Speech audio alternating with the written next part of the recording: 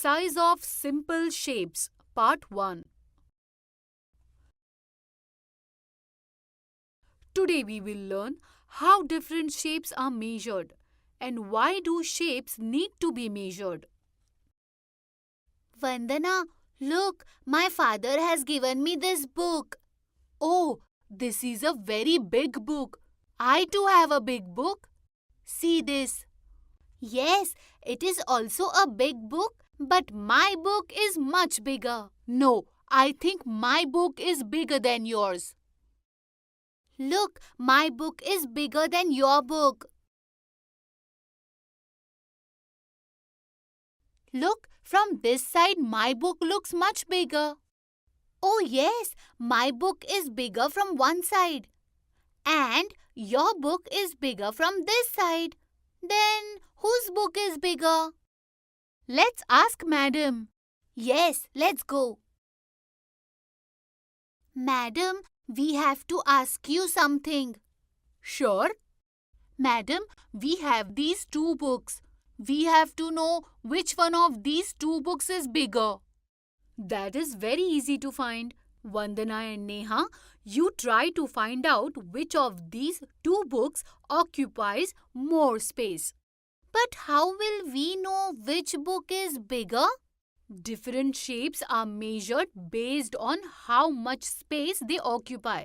Both these books are a quadrilateral, meaning they have four sides or edges. Madam, it means that to find out which one of these two books is bigger, we have to find out how much space it occupies. Yes. But madam, how can we find out how much space a shape occupies? It is very easy to find out.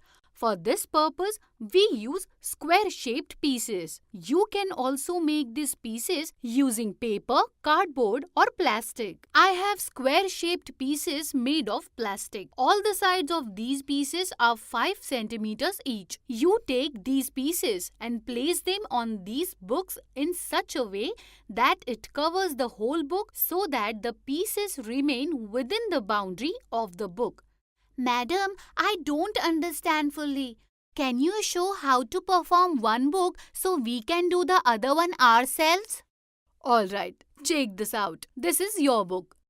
Now we place the square-shaped plastic pieces on top of this book in such a way that there are no gaps between the pieces. Madam, the book is completely covered with square-shaped pieces. But how do we know the measurement? Of course, we know now that we need 36 pieces to cover this book. Now measure the other book in the same way. Then you will know yourself which book is bigger. Okay, now we will measure the second book. We place these square-shaped pieces on the other book in such a way that no piece is placed on top of each other. Now tell me, Vandana, how many pieces did you need to cover this book? We used 35 pieces to cover this book. Now tell me, whose book required more pieces to cover? Madam, 35 pieces were used to cover my book, whereas 36 pieces were required to cover Neha's book. That means, Madam, more pieces were required to cover my book. So does this mean that Neha's book is bigger than mine? Yes, because Neha's book will occupy as much space as 36 pieces. And your book will occupy as much space as 35 pieces. This means that Neha's book occupies more space than your book. That means Neha's book is bigger.